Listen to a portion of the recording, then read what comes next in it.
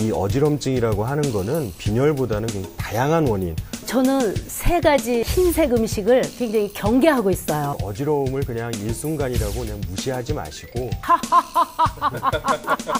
그거 이렇게 전파되잖아요.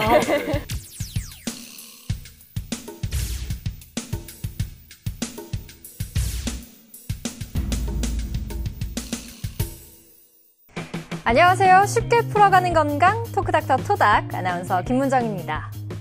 머리가 핑 도는 것부터 위험할 경우 의식을 잃는 증상까지 바로 이 어지럼증 얘기인데요. 보통 영양 부족 때문일 거라 생각하기 쉽지만 사실 다양한 원인들이 있다고 합니다. 그래서 오늘 이 어지럼증의 늪에서 우리를 구해줄 전북권역 심뇌혈관질환센터 이학승 센터장님 모시고 얘기 나눠보겠습니다. 선생님 안녕하세요. 예, 안녕하세요. 전북권역 심뇌혈관센터 뇌혈관센터장 이학승입니다. 반갑습니다.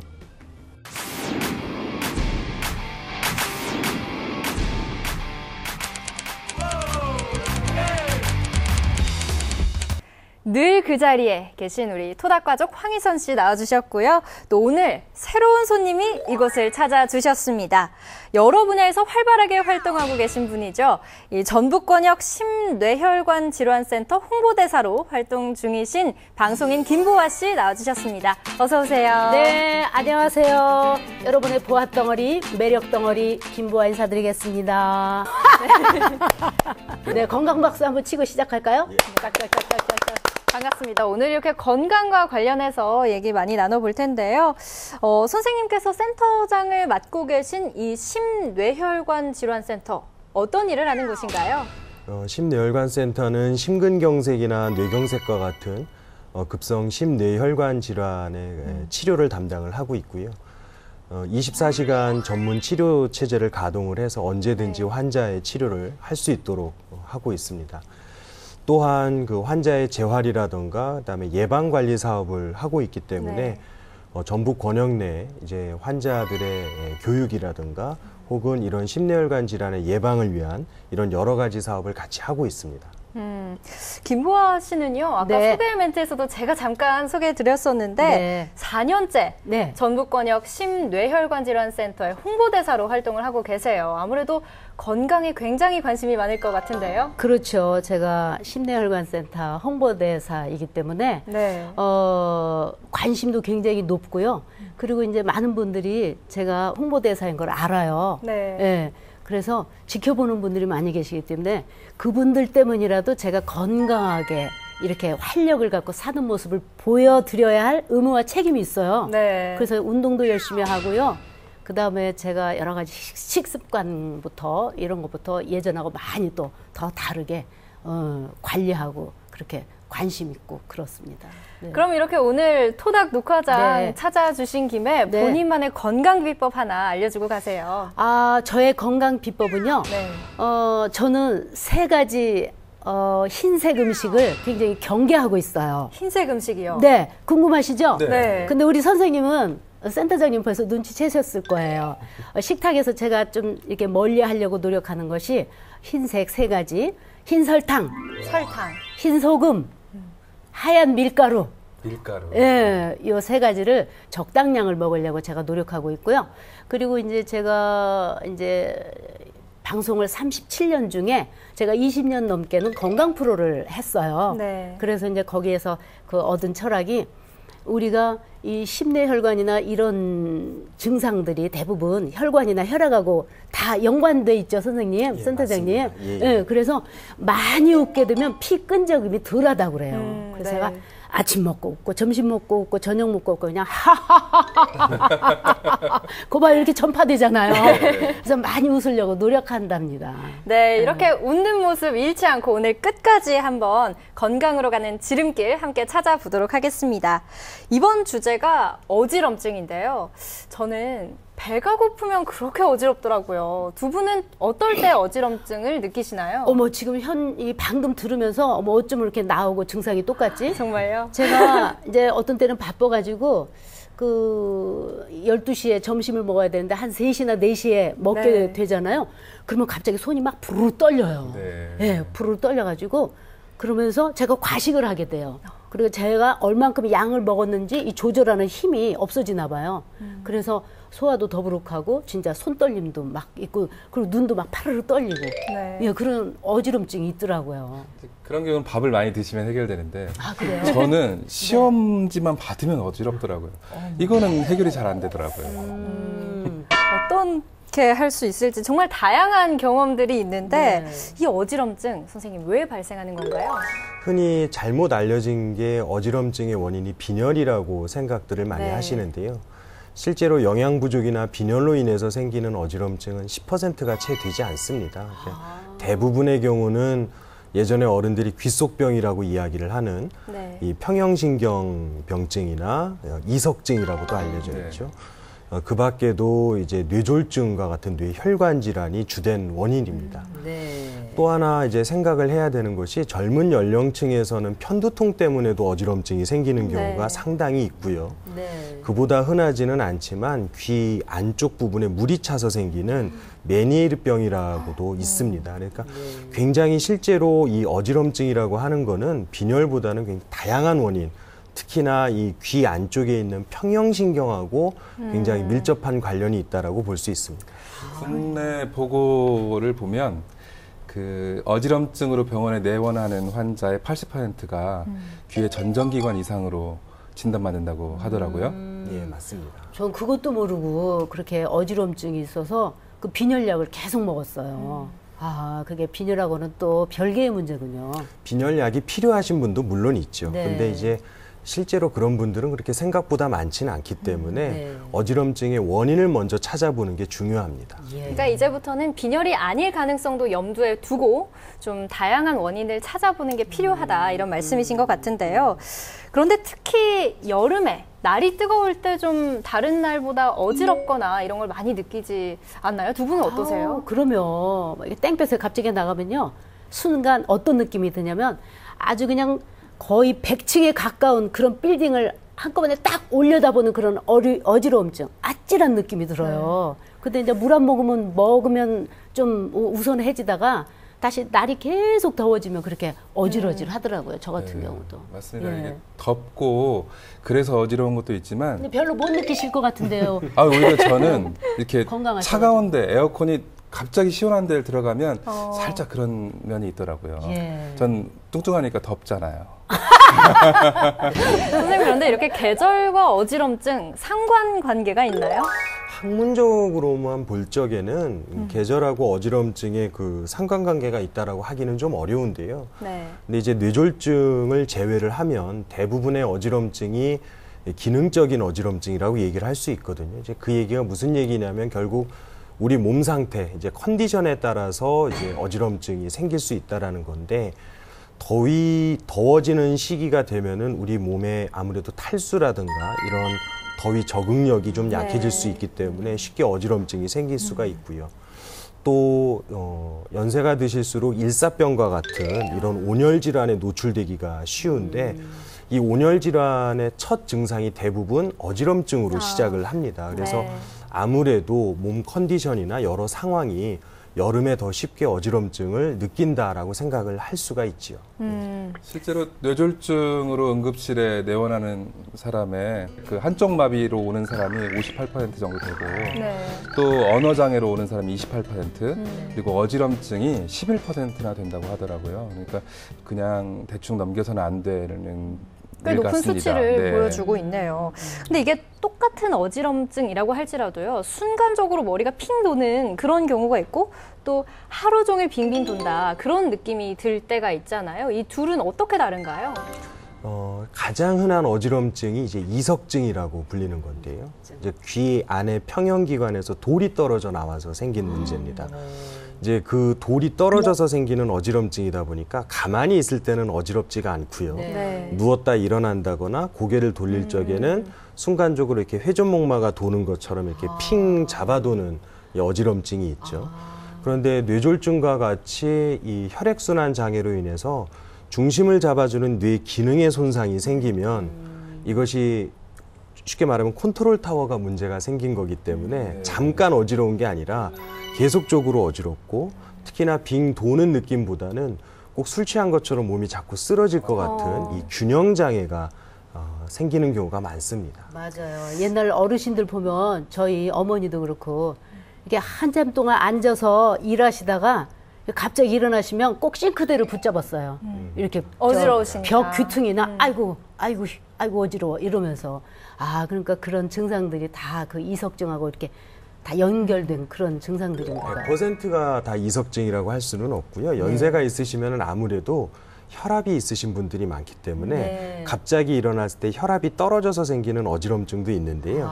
이제 그 경우하고 이석증이 이 자세 변동에 따라서 어지러운 게 가장 흔한 원인이라고 볼 수 있습니다. 메니에르 같은 병은 가만히 있어도 막 땅이 이렇게 움직이고 이런 건가요? 몇 시간 이상 계속되죠. 그러니까 메니에르병 환자들이 제일 먼저 응급실 같은 데서 오셔서 말씀하시는 게 멀미한다라고 이야기를 하세요. 가만히 있어도 꼭 배멀미하는 것처럼 몇 시간씩 빙빙 돌면서 미식거린다고 해서 오시는 경우가 많습니다.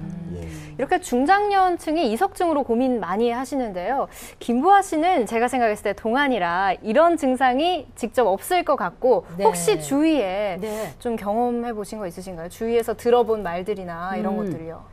지금 이 증상에 해당하는지 모르지만요. 제 주변에도 그 슬리퍼를 신고 계단을 내려오다가 이분이 넘어지신 거예요. 예, 그런 다음에 이 평형 기관에 이상이 있는지 중심을 계속 못 잡아서 병원에 다니면서 굉장히 어렵게 치료를 하신 분들을 봤어요. 예, 그러니까 특히 이제 이렇게 연세 드시거나 연세에 상관없이도 젊은 분들도 이게 슬리퍼를 신고 계단을 오르내리는 거 굉장히 위험한 것 같아요. 네. 또 제 또래 같은 경우에는요, 사실 두통으로 인한 어지럼증이 굉장히 잦다 이런 얘기 많이 하는데 이 연령대별로 찾아오는 어지럼증의 종류가 다른 거겠죠? 예, 아무래도 젊은 연령, 청소년이나 청년층에서는 편두통으로 인한 어지럼증이 가장 흔하고 그다음에 메니에르병도 좀 빈도가 높은 편이죠. 근데 많은 경우의 어지럼증은 아무래도 젊은 연령보다는 나이가 들수록 중년 이상에서 많이 생기는데 그 이유는 아무래도 신경의 노화를 무시할 수가 없고 동맥경화증과 같은 이제 뇌혈관 질환의 위험도도 높아지기 때문입니다. 그래서 아무래도 중장년층 이상에서 이석증이라든가 뇌졸중과 같은 빈도가 높아질 수밖에 없는데 좀 특이한 거는 가장 흔한 어지럼증이 아까 이제 이석증이라고 말씀을 드렸는데 그 이석증의 그 이석 성분이 뼈하고 같은 성분이거든요. 거의 같습니다. 그래서 골다공증이 있는 중장년층 이상의 여성분들은 아무래도 이석이 떨어져 나올, 그러니까 뼈가 약해진 것처럼 이석이 떨어지는 경우가 많아서 이석증의 빈도도 높고 이석증이 또 재발하는 경우도 높습니다. 아, 세상에 어쩜 말씀도 이렇게 조근조근 친절하게 잘해주세요. 감사합니다. 그러니까 어지럼증도 보니까 종류가 뭐 다양하네요. 이런 경우 저런 경우. 그러니까 병원에 가서 진단받는 게 참 중요할 것 같아요. 맞아요. 정말 단순한 질환이라고 생각을 했었는데 굉장히 원인이 다양하네요. 그러니까 어떤 원인이든 그런데 사실 참 무서워지기 시작했는데요. 그 왜 드라마나 영화 같은 데서 보면 여주인공이 예쁘게 뒷목 잡고 우아하게 쓰러지잖아요. 혹시 그런 연기 비슷한 연기 해보신 적 있으신가요? 우리 개그하면서 코미디 하면서 많이 했어요. 그런 연기 많이 했는데 그 어떤 때는 제가 아이고 넘어질 때 조심해야지 이런 생각을 갖고 제가 넘어집니다. 그러니까 3단계로 넘어져야 돼요. 3단계요? 네. 먼저 엉덩이로 털썩 주저앉은 다음에 병원 의자 같이 침대 같이 이렇게 허리를 눕힌 다음에 머리가 달동말동 이렇게 딱 쓰러져야지 그 그냥 못했다고 연기에 너무 심취한다고 직접 확 넘어지면 이 뇌가 큰일 납니다. 그 저도 큰일 난 적이 한 번 있었던 게 뭐냐면 이게 많은 분들이 뒤로 걸으면 참 좋다고 한 적이 있어요 한때. 그래서 이제 그 한강 주변에 나가가지고 뒤로 막 걷다가 갑자기 뒤로 벌러덩 넘어져갖고 하마터면 진짜 이 머리를 꽝 그 아스팔트에 크게 부딪힐 뻔한 적이 있어요. 그래서 그 뒤로 절대 그런 행위는 안 하거든요. 큰일 날 뻔했네요. 사실 저도 학교 다닐 때 홍보대사 활동을 조금 한 적이 있었는데 이제 투어객들을 모시고 뒤로 저도 걸었던 경험이 있어요. 그래서 정말 비슷한 경험을 또 한 적이 있었는데 정말 이게 실제 상황이라면 굉장히 위험할 것 같습니다. 실제로 어지럼증 때문에 가장 흔히 나타나는 합병증이 낙상이거든요. 근데 이제 굳이 어지럼증이 없더라도 낙상을 하는 빈도가 연세가 드실수록 많아지는 건 사실인데요.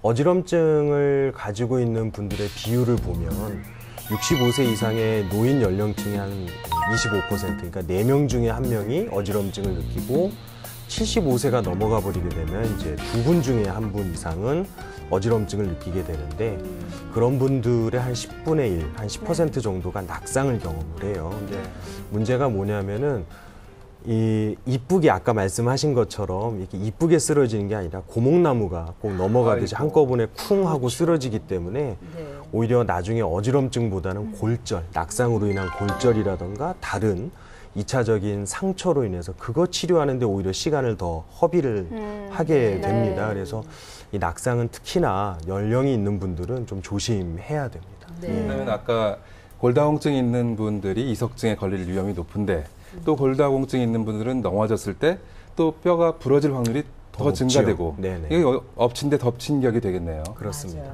네. 특히 오늘 이렇게 심뇌혈관 질환센터에서 오셨잖아요. 이 뇌졸중 때문에 전조 증상으로 발생하는 어지럼증도 정말 위험하다고 들었습니다. 예, 맞습니다. 그 이유는 우리 뇌에서 어지럼증을 조절해주는 위치 때문에 그러는데요. 어지럼증을 일으키는 뇌졸중 위치가 뇌간, 예전에 어른들이 숨골이라고 얘기하던 자리하고 주로 이제 뒤쪽 뇌인 소뇌입니다. 근데 거기는 이제 크기 자체도 좀 작지만 작다는 얘기는 역할이 작은 게 아니라 신경이 그만큼 많이 몰려 있다라는 이야기고요. 그 다음에는 이 뇌졸중의 특징상 뇌졸중이 한 번 생기면 뇌가 붓게 돼 있어요. 근데 부어 있는 뇌가 나갈 수 있는 공간이 없잖아요. 이제 그러다 보니까 주변에 멀쩡했던 신경까지 이제 눌리게 되고 이제 그러다 보면 의식도 나빠지는 경우가 있고 후유증으로 균형 장애가 생기는 경우가 굉장히 흔합니다. 그래서 이 어지럼증으로 인해서 생기는 뇌졸중이 사실은 힘이 빠지는 뇌졸중에 비해서 처음엔 별거 아닌 것처럼 보이는데 시간이 갈수록 그 치료 시간을 놓쳐버리게 되면 굉장히 안 좋은 쪽으로 진행하는 경우가 많아서 어지럼증으로 인한 뇌졸중인 경우엔 저희들이 거의 한 일주일은 무조건 입원하시자고 얘기를 해요. 그만큼 좀 경과 관찰이 중요한 질환입니다. 네.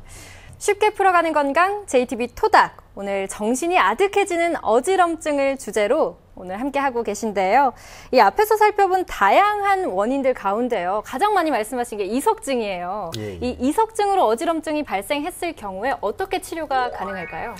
이석증은 의사들이 진찰을 했을 때 돌이 어느 방향으로 빠져 있는가가 제일로 중요하거든요. 그래서 그 돌을 다시 제자리에다 붙일 수는 없고요. 결국에는 귀 바깥쪽으로 빼내는 물리 치료를 많이 합니다. 이제 그거를 이제 자세 균형 치료라고도 불리는데 심하지 않는 경우에는 단순히 약물 치료만 하면 한 1, 2주 정도 지나면 대부분 좋아지시거든요. 그렇지만 심하게 구토를 동반하는 이석증인 경우 같은 경우에는 먼저 이 자세 변동을 통해서 이석을 빼내는 그런 치료를 먼저 하게 됩니다. 그렇다면 이 뇌졸중과 같은 심뇌혈관 질환으로 어지러운 경우엔 또 병원에서 어떤 조치를 취하게 되나요? 아무래도 쉽게 말하면 이 혈관을 보호하는 약물 치료를 하게 되는데요. 원인에 따라서 그러니까 혈관 자체가 동맥경화증으로 인해서 좁아지는 경우에는 그 동맥경화증을 예방하기 위한 항혈소판제를 많이 쓰는데요. 그래서 제일 유명해진 약이 아스피린입니다, 사실은. 그래서 미리 아스피린을 복용하시는 분도 많죠. 근데 만약에 혈전이 날라와서 막은 경우, 혈관에는 아무런 문제가 없는데 어디선가 혈전이 날라왔다면 그 혈전 자체를 녹여야 되기 때문에 그런 경우에는 항응고제라고 와파린이라든가 요새 뭐 새로 나온 약들, 이런 약들을 치료로 많이 사용을 하게 되죠.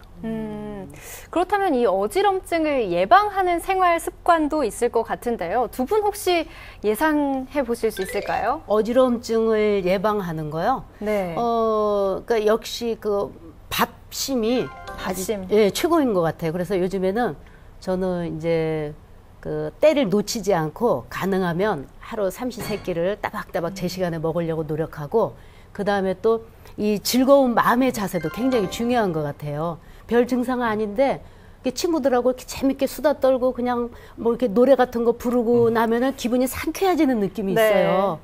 그래서 요즘에 제가 또 신곡도 나왔잖아요. 국화꽃 당시. 신곡. 그럼 오늘 한번 안 들어볼 수가 없겠죠?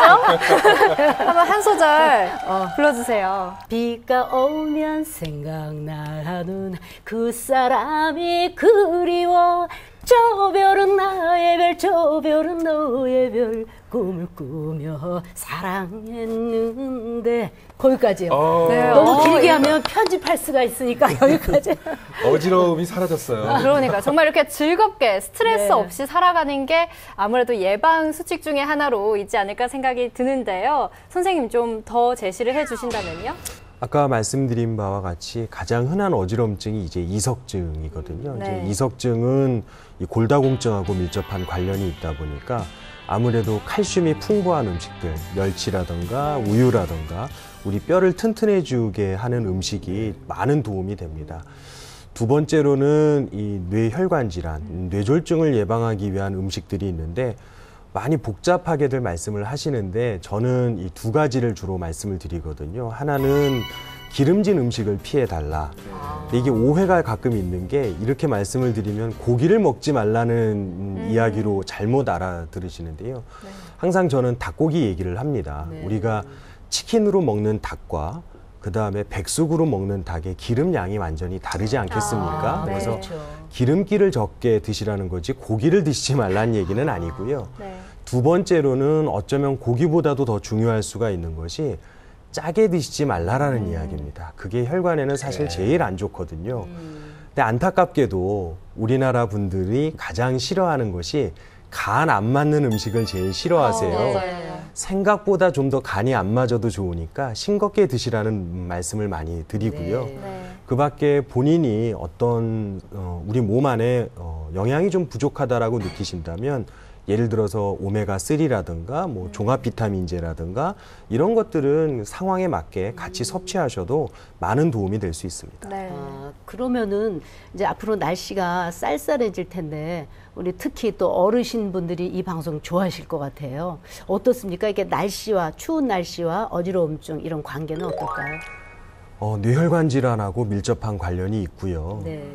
저희들이 그래서 항상 말씀을 드리는 것이 어르신들한테 겨울에는 새벽 운동을 하시지 말라라고 이야기를 하고 그러니까 겨울에는 해가 떠 있을 때 운동을 하시고 네. 여름에는 해가 떠 있을 땐 운동을 하시면 안 됩니다라고 말씀을 드리는데 그 이유는 우리가 추우면은 몸 자체가 웅크려지는 거와 마찬가지로 혈관도 근육이기 때문에 수축을 하게 됩니다. 거기에 이제 만약에 동맥경화나 고혈압이 있는 분이라면 새벽 운동이 사실은 굉장히 안 좋은 영향을 미칠 수 있습니다. 그래서 어지럼증뿐만 아니라 모든 뇌혈관 질환을 예방하기 위해서도 추울 적에 새벽 운동은 좀 피하시라고 꼭 이렇게 말씀을 드립니다. 이렇게 오늘 어지럼증과 관련한 다양한 이야기 나눠봤는데요. 선생님, 마지막으로 이 토닥을 시청하고 계신 시청자분들께 당부 말씀 부탁드립니다. 예, 그 어지럼증의 원인이 지금까지 말씀드렸던 것처럼 굉장히 광범위합니다. 근데 실제로 제가 응급실에서 근무를 하다 보면 밤 늦게 오시거나 혹은 이제 그 다음날 새벽에 오시는 환자분들을 종종 뵐 수가 있습니다. 그래서 여쭤보죠. 아니, 이렇게 왜 이렇게 늦게 오셨냐고 여쭤보면 이게 어지러우니까 좀 시간 지나면 괜찮아지겠지라고 생각을 하시다가 점점 이제 못 견디게 되니까 이제 응급실에 오시는 경우들이 많거든요. 실제로 어지럼증은 빨리 진단을 해서 빨리 치료를 하면 생각보다 회복률이 굉장히 좋은 질병입니다. 그래서 말씀드리고 싶은 거는 어지러움을 그냥 일순간이라고 그냥 무시하지 마시고 빨리 병원에 방문을 하셔서 빨리 진단을 받고 빨리 치료를 받는 게 아무래도 만성적인 고통이나 후유증을 예방하는 데 도움이 될 거라고 생각을 합니다. 네, 오늘 특별한 걸음 해주신 김보아 씨께도 소감 안 들어볼 수가 없죠? 네, 저는 심뇌혈관 질환센터의 홍보대사로서 말씀드리고 싶은 거는 이 골든 타임을 놓치지 마시라 이 말씀을 꼭 드리고 싶어요. 왜냐하면 누가 집안에 뭐 어지러워서 쓰러지셨다, 아프다 그러면은 어떻게 할까 우왕좌왕하는 시간에 이 시간을 많이 허비하는 경우가 있거든요. 그래서 치료에 많은 어려움이 있다고 하시는데 그럴수록 빨리 병원에 연락해서 병원으로 빨리 가서 치료받는 게 참 좋을 것 같습니다. 네, 오늘 이렇게 유쾌한 분위기로 시종일관 함께 해주셔서 고맙습니다. 네. 다음 주는 몇 시에 올까요? 다음 주요? 저희 끝나고 한번 얘기를 나눠보도록 하죠. 네. 정신이 아득해지는 어지럼증을 주제로 오늘 전북권역 심뇌혈관 질환센터 이학승 센터장님 그리고 방송인 김보화 씨와 함께 했는데요. 이 광고 카피 중에 먹지 마세요, 피부에 양보하세요 이런 게 있죠. 그런데 저는 오늘 이렇게 말씀드리고 싶습니다. 참지 마세요, 병원에 양보하세요. 네, 쉽게 풀어가는 건강 토크닥터 토닥 오늘은 여기까지입니다. 저희 다음 시간에도 더 알찬 내용으로 찾아뵙겠습니다. 고맙습니다.